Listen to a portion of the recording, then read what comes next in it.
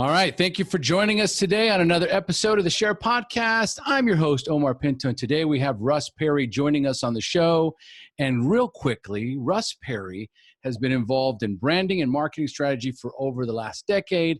2015, he launched DesignPickle, the world's largest flat-rate graphic design platform. And he is the author of Sober Entrepreneur, which is an unedited tale of Russ Perry's journey from the bottom of the bottle to the top of a seven-figure empire in less than 3 years. Discover the ultimate life hack on living life to its fullest potential.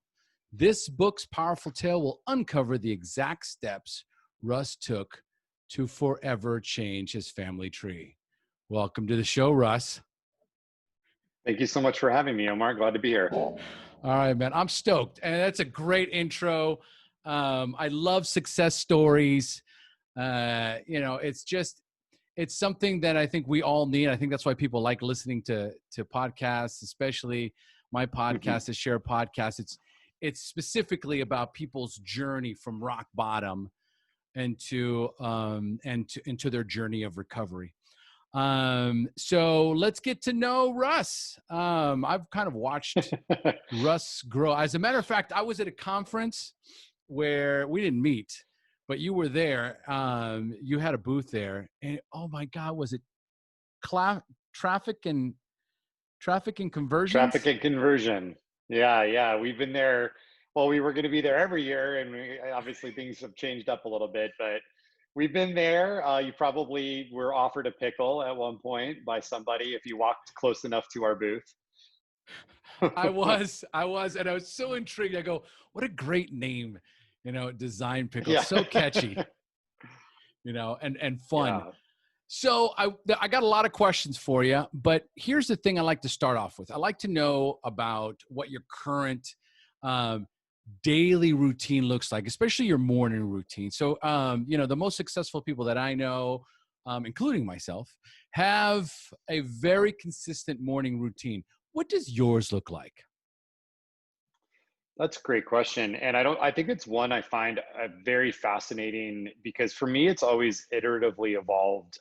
My current morning routine in a perfect world. Now I have three daughters, ages 4 through 15. So I sometimes get variables in my morning, but let's assume the variables are not there and it's my own morning to myself. I could do exactly what I need. It starts off with stretching and coffee. Yes, I'm old enough now that I stretch in the morning. And I get my coffee brewing. I do an espresso. I have an espresso machine. I felt that was like when I made it in life, when I graduated from a Keurig to an espresso machine. But I'm still waiting for that. Yeah, come on. Your life will never be the same. I mean, getting sober changed my life, but getting an espresso machine really changed my life. But then I head over to my office fairly early because we have a gym here, and I train in the morning, and then I go into meditation, journal, and study right after that, clean up here. And I oscillate. I know meditation's a big variety, so I switch back and forth between. I always do guided meditation, and I'll either do more of a visualization from a coach that I've hired in the past. We have these pre-recorded visualizations, slightly like mantra, but like very, very forward thinking. And then I'm still fan number one for Headspace. Like, I love that app. I still use it a ton. I know it's been around a long time, and there's a lot of others out there. So it just kind of depends on where I'm at. And then I don't know if people will see the video, but I'm holding up a daily printable. I created and designed this printable. I actually give it away for free on my website, but I fill this out every day. And I have a digital calendar, but this is the habit of just reviewing and setting intentions for the day and getting clear on what I'm going to do. And then that's about 8 o'clock-ish, 8:30. And then it's off to the races with work and meetings and everything else. What happens when you do not start your day off with this morning routine? I think the two things I skip the most, and I'll tell you about the impact, are my meditation and my daily planning. I get my coffee, I get my stretching. I'm pretty religious about working out. I'll figure it out. But I'll justify skipping those two things. More often than not, I feel behind. I feel distracted. I feel like I'm missing something, like I'm chasing something, but I'm not quite sure what it is. And if I'm lucky to have the self-awareness for that, I will dive into an afternoon meditation to like reset, and or an afternoon workout. Not a big thing, like I'm talking 10 minutes of something to just shift move my day and recalibrate. But those would be that's what usually gets sacrificed the most when the kids are up early. I'm not at home. I'm traveling. There's a different part of my routine, and man, do I feel it for sure. Okay, this is this is why I ask this question every time, right when we kick it off, because I can't emphasize enough. Same thing happens. I don't meditate. I don't journal. I get off. I start my day like the house is on fire. And all of a Yeah. sudden, before I know it, man, I am unable to handle things that normally I intuitively am able to handle. I start to feel a little Yeah. overwhelmed. Like you said, that something is wrong, something's off. And then it happened to me Or just the the other worst. day. Go ahead. Yeah. And the worst is the busybody cul-de-sac, as I like to call it, Mm-hmm. where you just are doing like busy things like checking your email, Mm. going to, like checking your phone, checking the news. And it's like doing nothing productive at all, but you're just stuck in, you feel kind of like, oh, I'm doing something. I'm actually making movement, but you're not. And like, that's why I like the shift move or meditation, to break that and to get you out of that cul-de-sac. Because often if you don't change up your modality, your whole day could go by, and then it's like 9 o'clock at night and you're like, damn it, what did I do? Like, what was this day all about? I don't even know. What was that thing you called it? The what cul-de-sac? The busybody cul-de-sac. Ah, we're it's just such a great name. we're Busybody. just doing little things, keeping busy, but we're walking around in circles. We're not doing anything. I'm Exactly. so busy. I'm so busy doing nothing. So good. So Yeah. good. All right. So again, to stay on point, and I got a lot of questions, but I'd love to know more about Russ when life wasn't so good, you know? Yeah. So what role did addiction play in your life? So I obviously, hindsight for your guests are very powerful. And I think when I look back at my journey, and I've been sober now just a little less than 7 years. So it Nice. hasn't been a lifetime for me. It's just been a small fraction of my life. But I think what I wasn't equipped with as a young man was the confidence to talk about challenging things, feelings, and having the vulnerability that goes along with being able to share. And so this is I mention it briefly in my book. A lot of the people talked about it. Probably some of your guests have talked about it. But you think of our parents, and they're from generations where you just put your head down and got to work. There was no feelings. There was no feeling sorry for yourself. Personal development, coaching, all these things that we have access to was nothing. And I'll share a pretty heartbreaking story. My father's dad, my grandfather, died when he was 16. And 3 days later at the funeral, his mom said, "You better not cry. If you cry, you're going to embarrass this family." I mean, and here's a 16-year-old whose dad just died, and his Wow. mom's like, you cannot show feelings, period. So I inherited that. Now, I didn't grow up with my dad, but was around him enough. And I think there's a lot of genetics that kind of could be passed through. So that was something that was there. And my mom, she was the opposite end of the spectrum, where she shared every feeling and everything was emotional, but it was like almost too much, where I was like, where's the balance? And so growing older, and a lot of my reason why I wrote The Sober Entrepreneur is I put on the entrepreneur hat from a very young age. I was 22, found out I was going to have a daughter. I wanted to provide for her and be with her. I wasn't married. So it was like a lot of my freedom of entrepreneurship the vision of freedom was so that I could have that flexibility. And then, as anyone who owns a business or run a business, you're handed and you're inviting all sorts of more stress and more challenges and more things than the average person.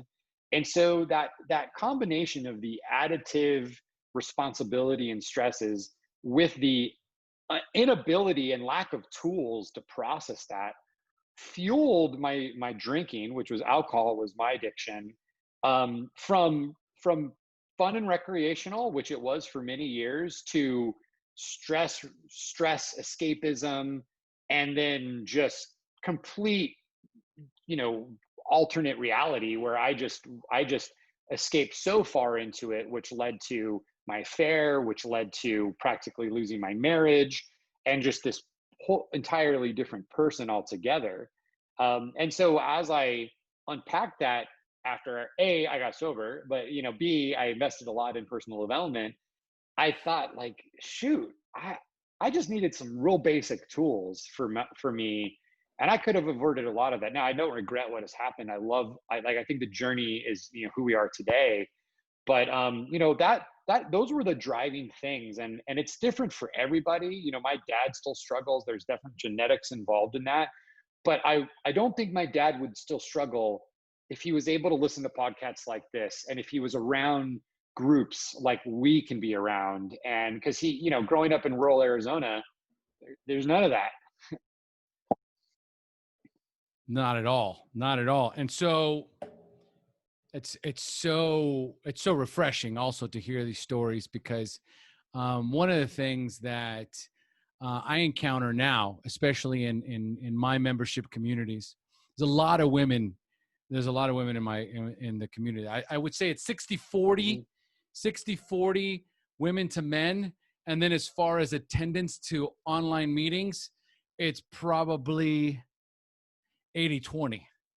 All right. As far as people that women are the ones that attend the most, it's easier for them to be vulnerable. It's easier for them to share and talk.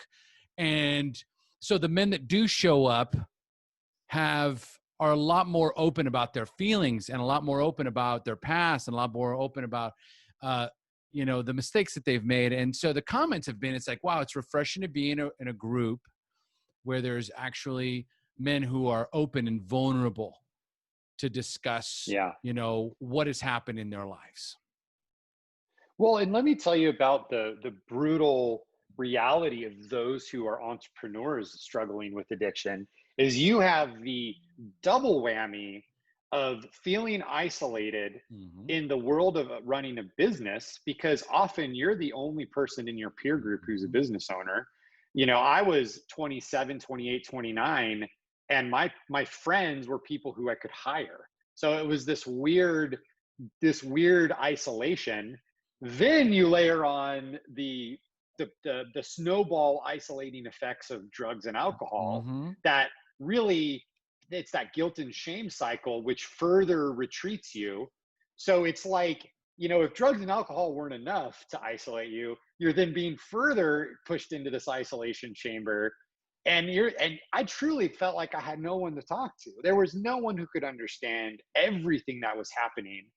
And that was a lie, because there's so many successful people, both entrepreneurs and not, and business people who have gone through this. And I just had to look. But in the moment, like, it truly was like this. I was like buried underground and then buried again inside of the entrepreneurial box. And that isolation for men especially, and I'm going to just, totally, I know this to be true. There is the stereotype. I'm not saying it's the correct one, that men are the providers. Yes. Men have to go out there and work. Men have to do this. So I was like, what do I do? Like, I had no path. And then, of course, the old friendly place of rock bottom came around. How much did imposter syndrome play a role in your life? That's a great, imposter syndrome. I feel like I've had a different version of imposter syndrome. So I'm a pretty confident guy. Like, I don't feel like I'm faking it to the point but I also feel like what the piece of imposter syndrome that I definitely struggle with and still struggle with today is the stress or anxiety of the unknown. So like I feel like I'm in the right spot, but I also, because of maybe my upbringing, my mom was single mom, we moved around, there was a lot of instability. Unpacking many years of therapy here real quick, but it's Bring it. like the unknown is challenging for me. And so when you're faced with the unknown as an entrepreneur, and then you're creating chaos in your life with drugs and alcohol, which means there's a lot more unknown because you're not, where are my keys last night syndrome. Mm-hmm. I don't even know. But like that's where a lot of the stress came from, was I definitely felt I was the right person for the job, but I felt a lot of stress and anxiety that I didn't know what the plan was. So a lot of pressure. Yeah, exactly. Okay, a lot of pressure. So there's two moments. There's two moments because, there are a lot of childhood wounding, a lot of emotional wounding, and so there's the first time you drank. Okay, so how old were you the first time you drank, and more importantly, how did you feel? How did it make you feel? So I remember it was at a wedding. My uncle, I guess he was like a second cousin. It was my dad's cousin, and unfortunately, he's passed. He was a really amazing guy, and it was just like, hey, Pat, try this champagne, and that was it. And it was horrible. It tasted terrible, and like I didn't like it. It wasn't exciting. It wasn't fun. And it wasn't until later in high school when I was more around, people at work. I worked in a couple jobs with older 18, 21, 20, 22-year olds. And then the social dynamics of parties in high school and things like that. And I just thought I was like hilarious, like just a funnier, awesomer version of myself. It really wasn't like a difference. It was just like improved Russ, so to speak. and i think and I think that's what carried it along. And then as life became more real, I became a dad while I was still in college. I got engaged. I didn't disassociate. I didn't change those behaviors. And so we can argue whether it's socially normal to go out on a Saturday night with your buddies at the bar, but like when you're 21 and single, that's probably a bit of a more appropriate behavior than when you're 25 with young kids at home and you're staying out all night. So the behaviors never shifted as I matured and as I changed. And then it became less about having fun, and the more fun, Russ, and more about I just need to unplug. Like I am overwhelmed by this. And I can't really tell you when that happened. I don't know if it was a clean break. But then the drinking became like, interact, got arrested, got into, I would have problems either directly or indirectly with alcohol. And so there was this like pattern that was starting to emerge where Consequences. it was just being irresponsible, and then measurable consequences from there. Well, this is. I'll tell you what was Go ahead. crazy, actually, real quick.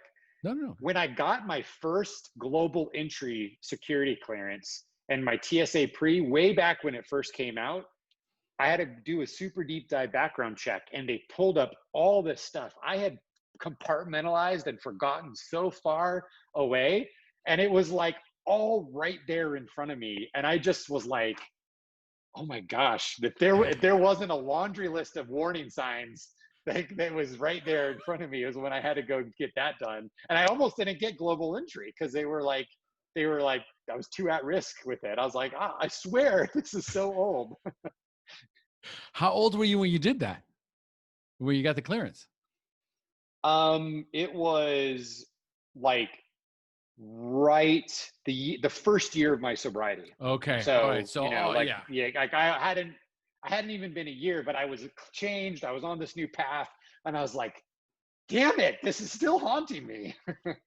So let's fast forward then to that rock bottom moment. What was it ultimately that you got to that burning boat moment in your life where you said, not one more day, not one more hour, not one more minute. Yeah. I can't do this anymore.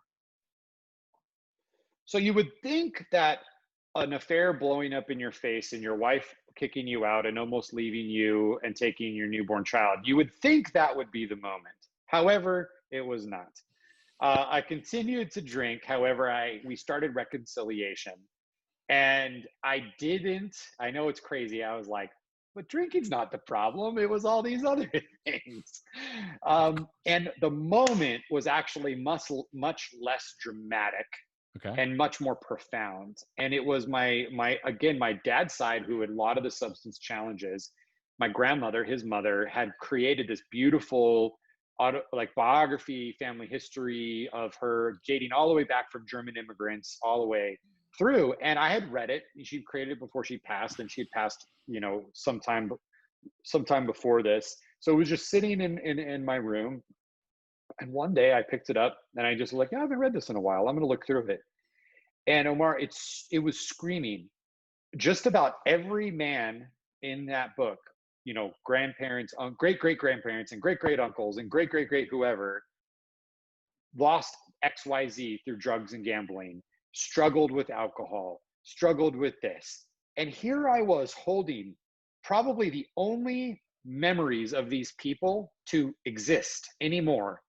And it was just all about the problems and the challenges that they were having. Wow. And I was like, if someone was to write about my life, this is what they're going to talk about?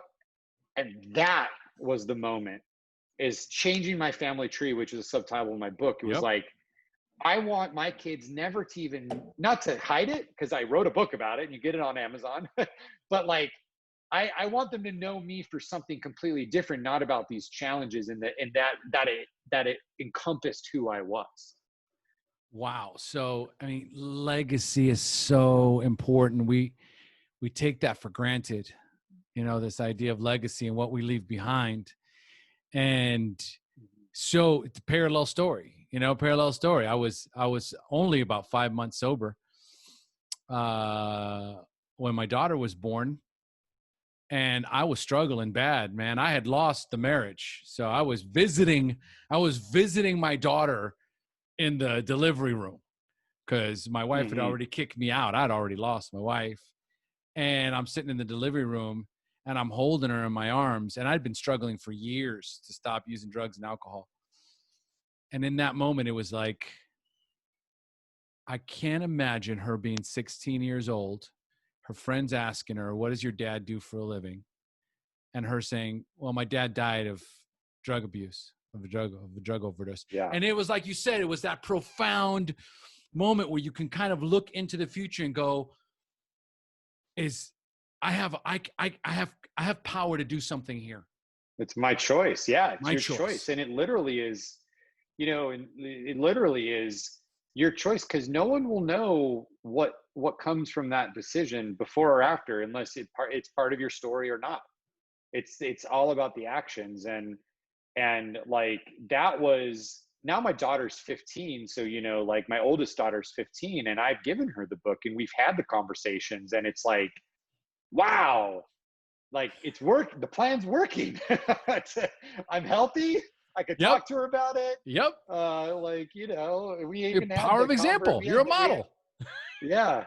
We had a whole conversation. I had one of those dad moments literally last week. She was asking me about psychedelics, and I was like, well, let me tell you about this one time in Amsterdam with my friends after I turned 18. And I said, look, if that's your choice, make it a choice, but don't do what I did, which was, it became a pressure. It became a thing to fit in. It became something. And now I'm living these conversations that I was thinking about 6 years ago, 7 years ago. That's beautiful. That is so beautiful. We get an opportunity for a do-over. The do-over exists. So here's what I want to know. is that first year for you. So for most of us, that first year is pretty rough, right? So Mhm. how was that first year? What did you do? What tools did you take? Did you go into any kind of like rehab, detox, 12 step? What did you do in that first year? So straight out of the gates, went to an AA program, and I hated it because it was like made me want to drink more. Okay. Like I was like so it was so tough. And later I love going to AA groups now. I just realized it depends on the group. And there's, for Yes. anyone who's thinking about it, don't dissuade you. Like find the group that works. It's like dating. You got to find the group that works for you. But then I went to Celebrate Recovery at my local church, and I Okay. loved that a lot more because of the spiritual was real profound. Obviously, it's a Christian version of AA, and I like the singing and the music. Like that's just kind of like my style. So I enjoyed that a lot. But from there, the first year, what I found as my best program was nothing external. It was when I removed the complications of alcohol from my life.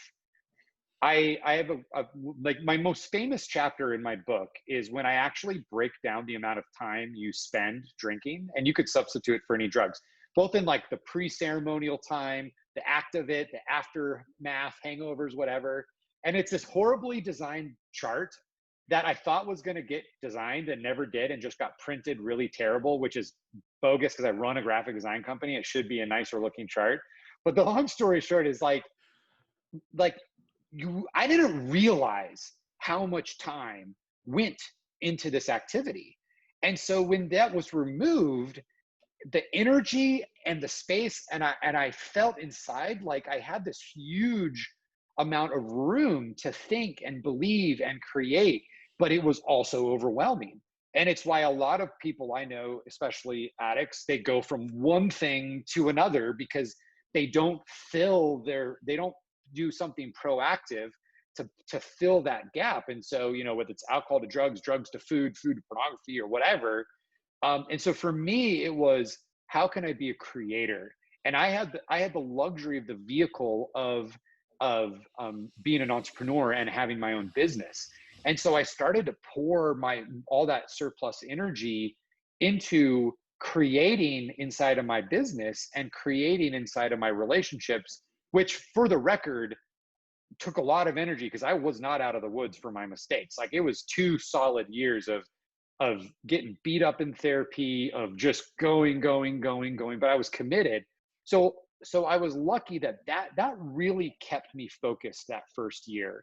And I eventually started to get addicted to my new results, like sleeping better Yes. and like just feeling Man. happier and not being stressed, and money. Like I was making more money all of a sudden after quitting drinking, not just having more because I'm not spending it, but like literally I'm Making getting more better money. Yep. contracts and better jobs. And so like that to me was my saving grace, was I had a healthy destination for my focus and energy.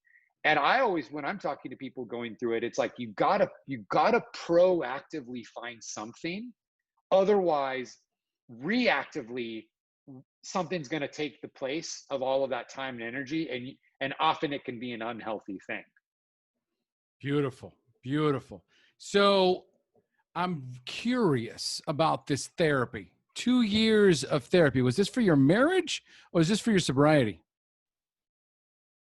Yeah, it was mainly for my marriage. I gotta say, I'm a pretty like compliant person. If I'm gonna make a decision, I make a decision. And drinking and quitting drinking was no different. Like when it was finally time, I've never looked back.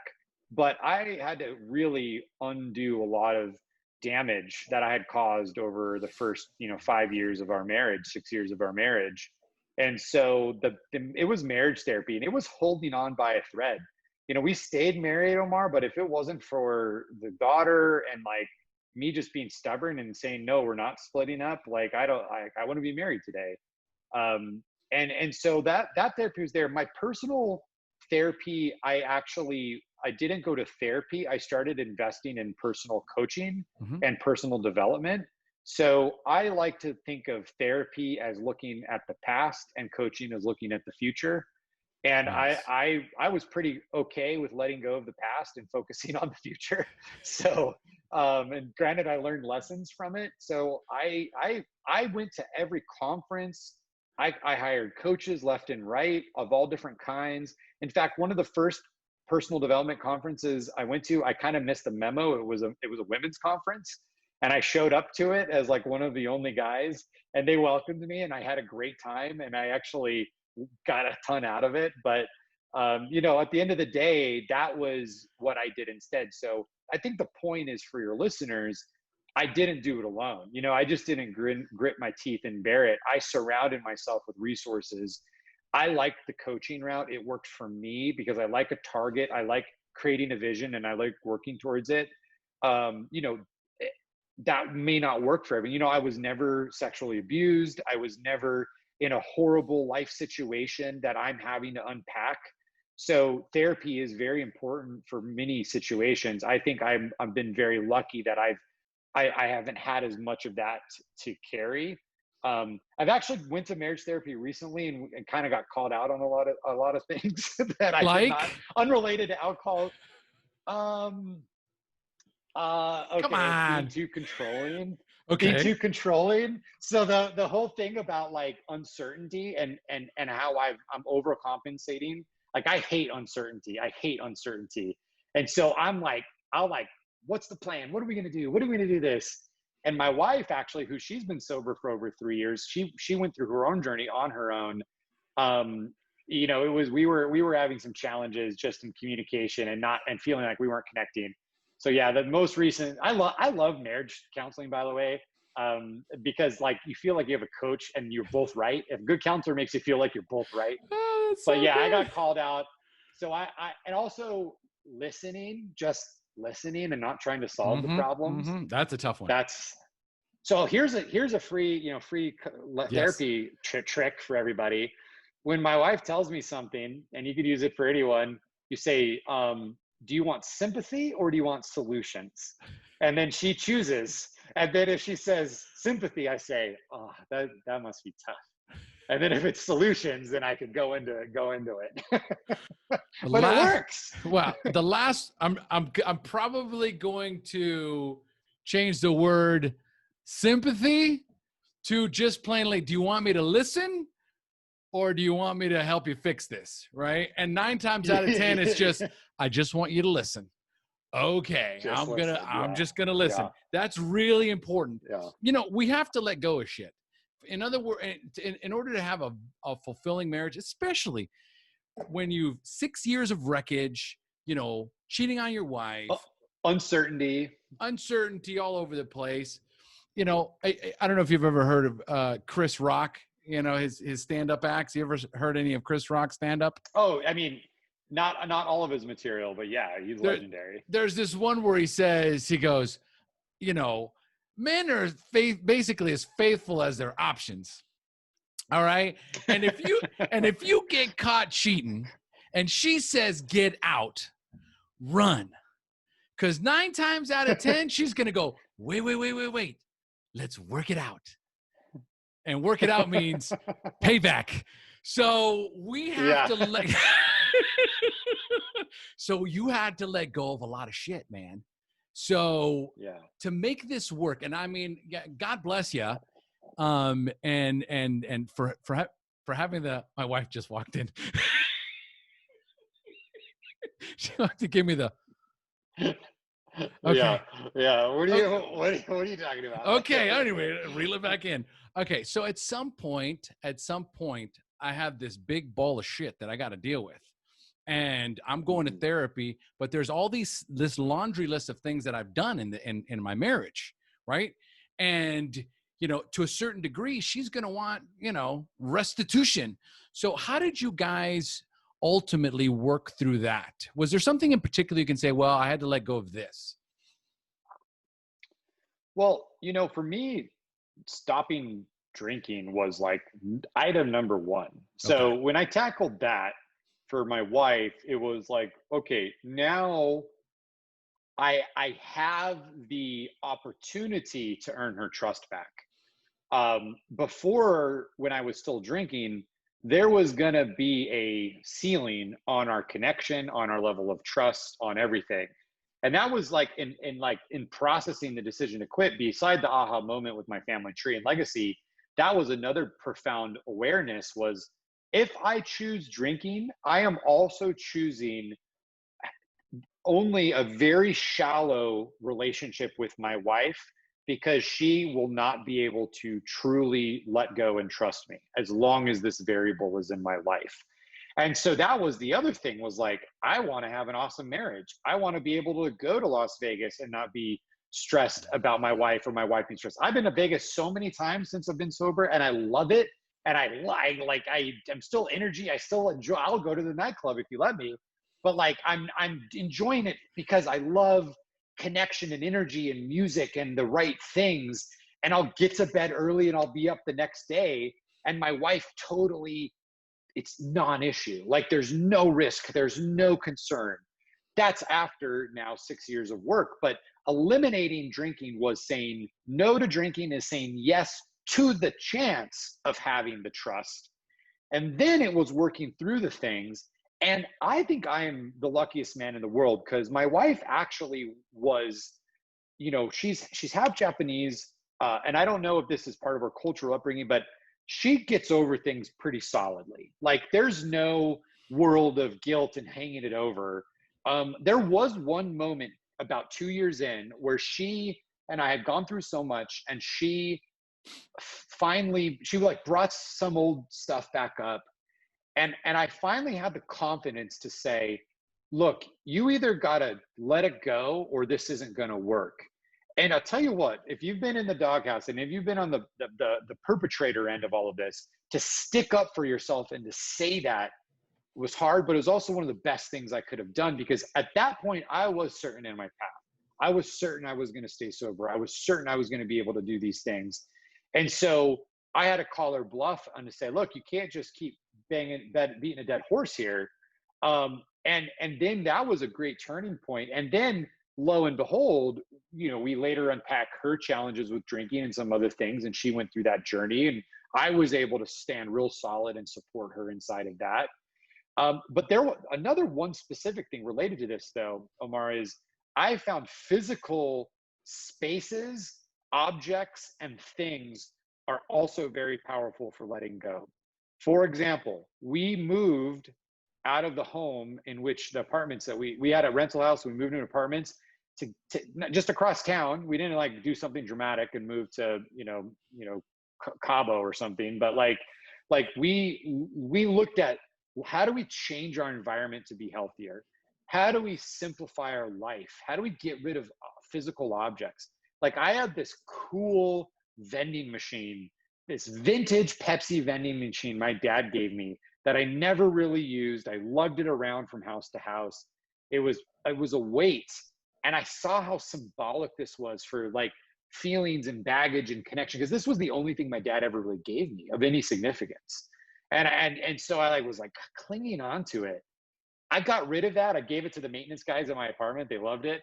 And like all of a sudden I loved my dad more and I appreciated him more. And this physical heavy object was like also let go of mental and emotional. So I would just say, like, there's in a relationship, especially, there may be some decisions that you have to make to truly get yourself out of the physical stuff that could be triggers and reminders, and don't discount that. There's real things, if you still live in the same house that you showed up drunk to or shot up in or did coke lines in or whatever it is. So like, we ended up moving a clean slate, and it's been, that was a huge thing. And I'm always thinking about physicality as well and how that impacts us. That is absolute gold. And I know I've had this conversation before, but this idea of, changing your environment allows you to change your state.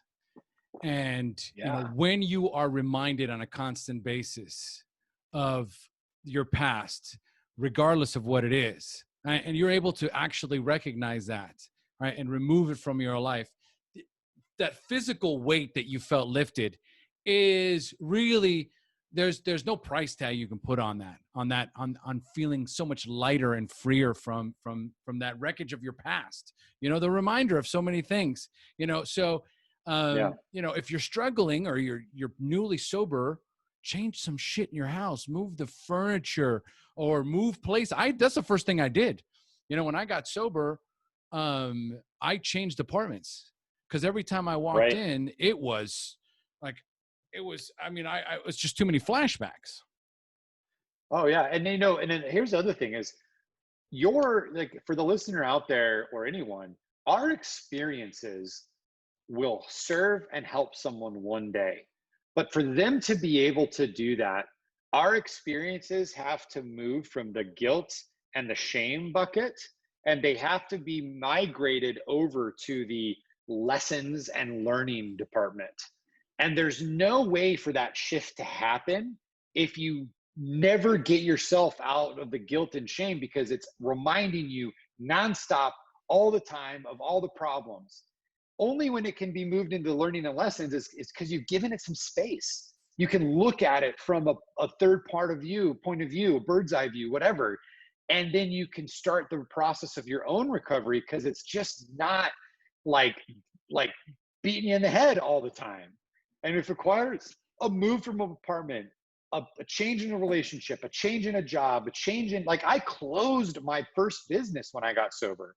I had a $3 million business. I closed it. I didn't sell it. I didn't monetize it. I closed it. Nothing, like putting a dog to sleep that you love.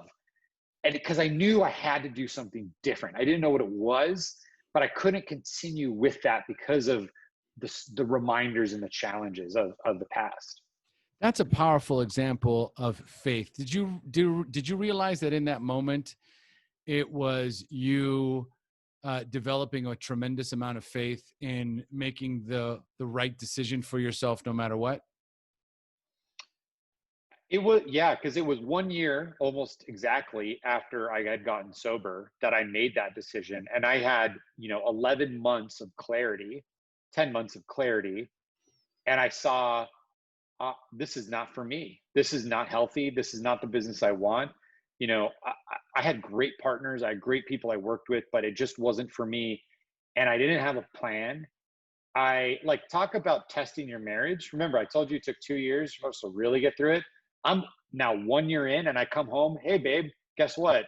I'm now unemployed. I closed my business. I have no idea where the next paycheck is going to come from. Talk about stirring the pot. Like, I'm not even halfway through the reconciliation process. God. Here. But to your point is, yes, I knew it was a bet on me. Yeah. And it was a bet on this new version of Russ, because I had seen the results in my health. I'd seen the results in my happiness. I'd seen the results in all the other areas, but I hadn't tackled money and business yet. So that was like, then once I had gotten some stability and a year of sobriety in all those other areas, I said, okay, I'm a different person altogether. Now it's time to see what Russ can do. And to be able to do that, I have to finally let go of the old Russ, which the last remaining piece of that was the business. Love it. And now that means we segue into launching DesignPickle, which it's just, you can't help but laugh every time you hear that name.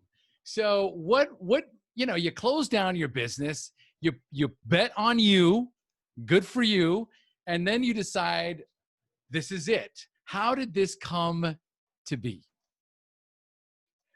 Well, so there was no plan closing the business, and I had a lot of bills and a lot of things I needed to pay. So I quickly did what most unemployed entrepreneurs do, and that's become a consultant. Nice. So I got a book of clients together, actually some people that I'm eternally thankful for helping me out, because they gave me some jobs. They gave me some runway financially with some work. But ultimately, I was a one-man show, and I hadn't done design and creativity in a long time. I had employees for that. I had team members had been doing that for me for 8.5 years. And so I was like, this isn't going to work. I forget how to even use Adobe Illustrator in these programs. So I found a couple people to help me, and I created actually an automated system for them to submit design requests and to my clients, my consulting clients, to be able to receive those without a lot of my involvement. Well, this system started working really well to the point where there were projects I didn't even know were happening and getting delivered without my involvement at all. And I just said, you know what? I think there's more to this than meets the eye.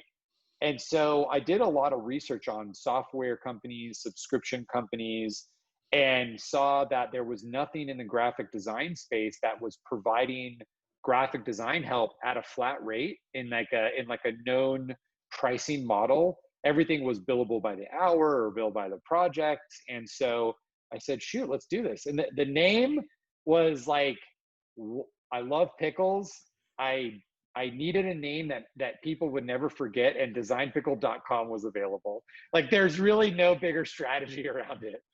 Now it's like it's an international trademark and everything. But like, at the end of the day, you know, that was for me, like a rebirth, you know, and being able to do something like my old agency, not to go far back into the past, but it was so reflective of who I was as an addict.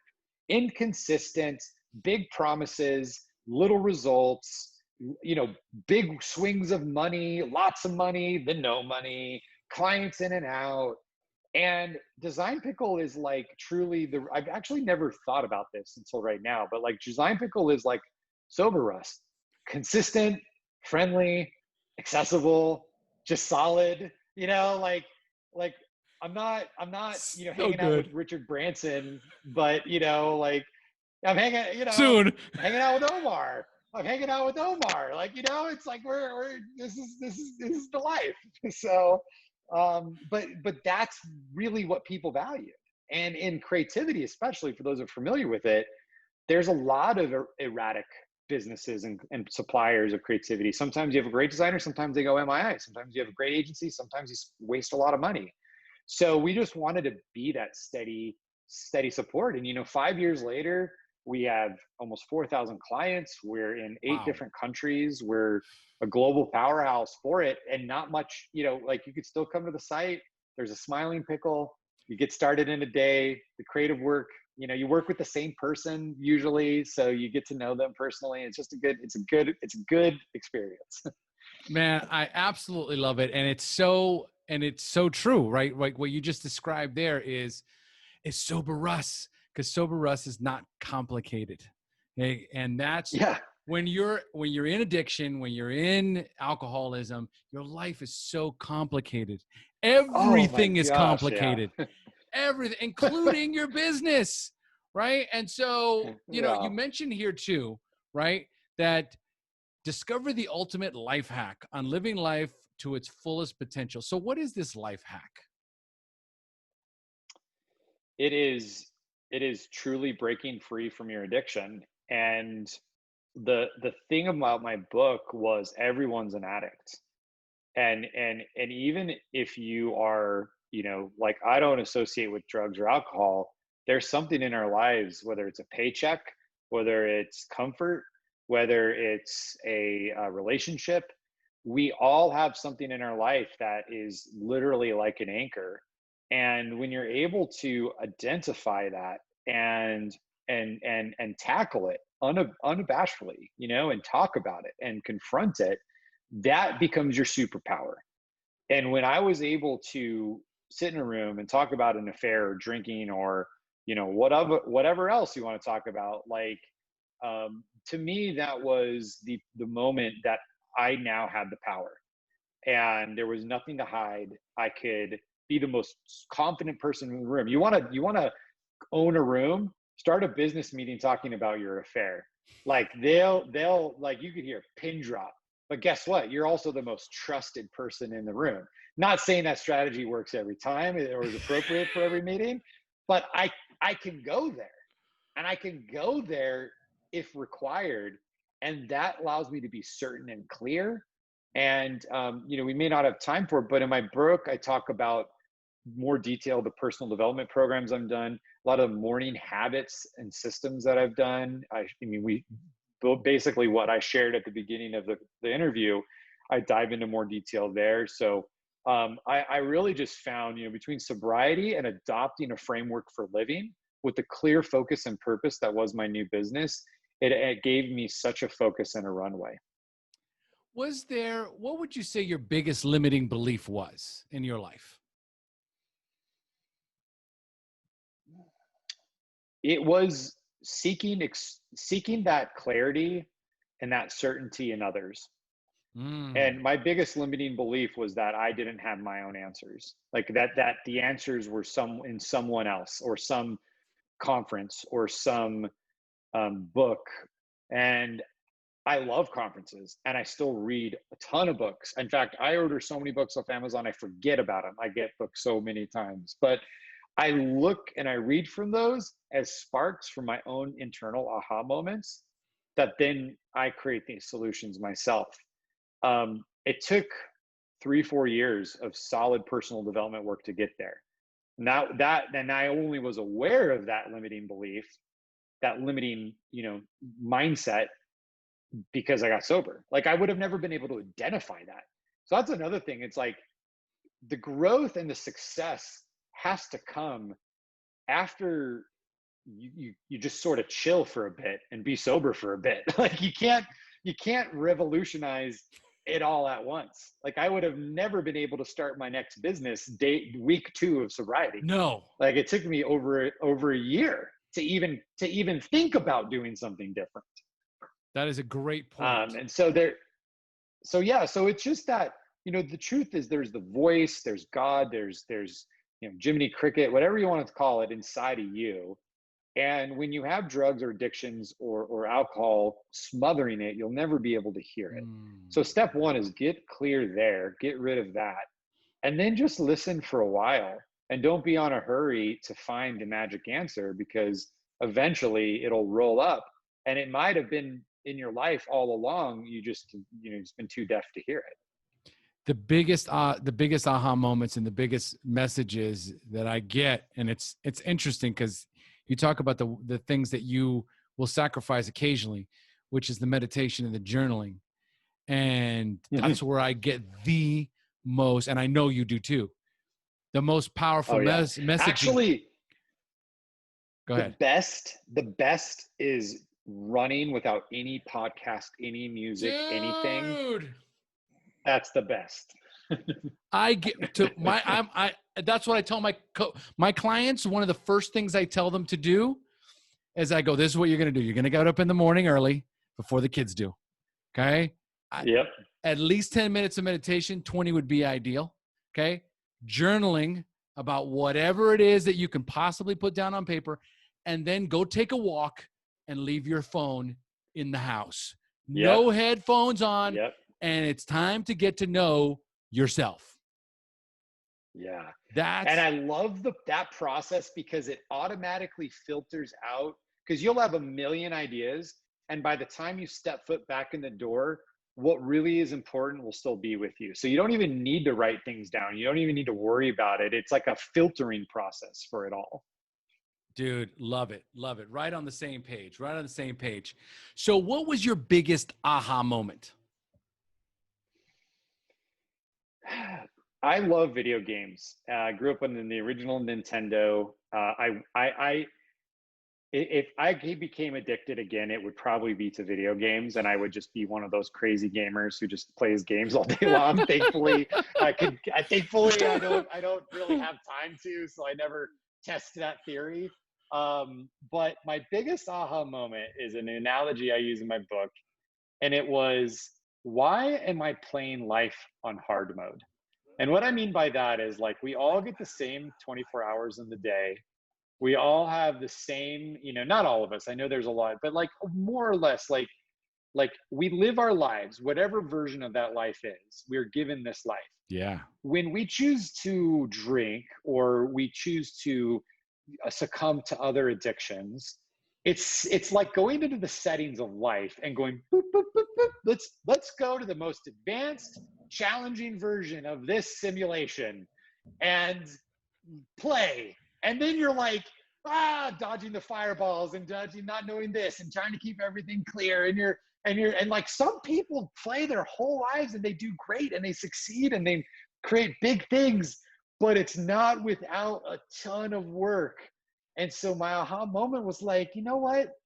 Life is kind of hard enough already. Why am I going to voluntarily make it more challenging? And so I just keep it at normal, like I like to keep it at normal level difficulty. And I carry that with me, and it goes beyond addiction. It's what are the business relationships? What are the team members? What are, like, anytime something in my life is just getting like too much, and it's like, whoa, whoa, whoa, there's something unnecessary here. And I would not consider myself lazy. I focus, I work, but it's like, let me put the energy to the right things, not to just all this energy that goes into just like getting out the door in the morning, and then I have to actually face the day. Brilliant. Guys, this is gold, right? Listen to this episode again and take notes, because there is some gold in here. All right. So listen, we're going to close up, right? But before we do, I got 2 questions, but more importantly, Russ, if my listeners want to reach out to you, if they want to get DesignPickled, if they want to, find your book, what's the best way for them to find you and reach out to you? So I'll give you, I know it's a lot, 3 destinations. If you want to get DesignPickled, just go to designpickle.com. We will haunt you for life on our retargeting ads. So you could just be chased around the internet with our advertising. And again, we're a graphic design company. We work with anybody to help them get that. My website, russperry.co, has a lot of links for things, including my downloadable, my planner, my daily planner. I don't manage a regular email newsletter, but I send out cool things. Usually what I'm working on personally, I'll just share with this list. And then on Amazon, if you want to check out The Sober Entrepreneur, about a month and a half ago, we did the audiobook too. Oh, nice. And so you could get the regular book, you get the audiobook. Fair warning, there are 3 edits we need to make on the audiobook. They're in submission to Audible. It just takes 6 to 8 weeks to approve edits. So my editor forgot a couple cuts, but every time someone downloads the audiobook, I get a message like, Russ, did you know you missed this one thing? But check it out. It's a short book. It's a short audiobook, and it dives into this. And especially if someone's feeling like if they're at that nexus of business, family, entrepreneur, addiction, that's the target. That's who I'm talking to. All right, guys, I'm going to have all Russ's information on the show notes. So be sure to check out Russ's show notes on the Share Podcast website, and I will have those listed. So 2 more questions for you, Russ. What is the best advice or suggestion you have ever received?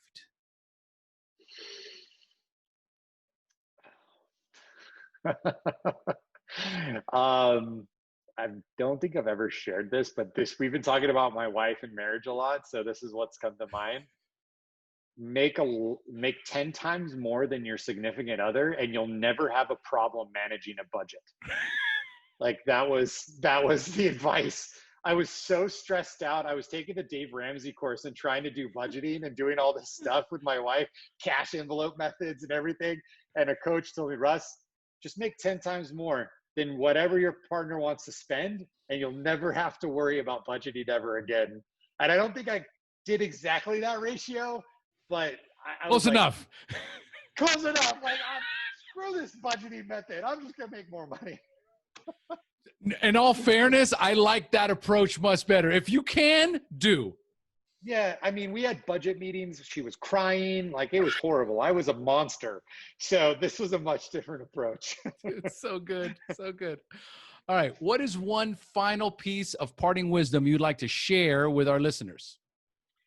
I don't think this is new at all, probably for your listeners, but it is absolutely, if you're on this journey, surround yourself with people also on the journey. Whether, Omar, through your coaching programs or through reading a book, like even just reading my book, people feel connected, that they're not alone. I get messages all the time. That is the key to recovery. It's connection. It's being in an environment where you're not alone. It was the key for me. It will continue to be. And probably because someone's listening to this, they already understand that, but do it as deep and as much as possible and never stop. I'm 6 years in. I don't go to recovery meetings. I don't go to things. I go occasionally. I'm going to get my 10-year chip. I'm really excited for that one. I got a 5-year chip. Like, But for me, I'm connected.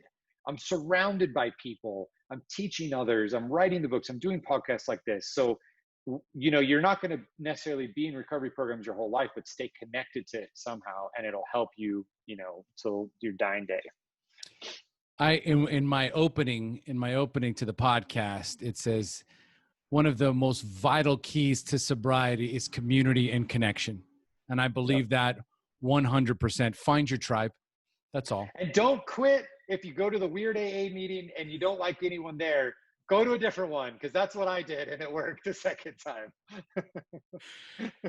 And that's a wrap. Well done. Oh, man. Russ, thank you so much for joining us, man. Thank you very much. I really enjoyed it. This is a great podcast. This was brilliant. Brilliant. All right, folks, we've now reached the end of our show. Thanks for joining us. And as we say here in Costa Rica, pura vida. Can you say pura vida? Pura vida. Bam.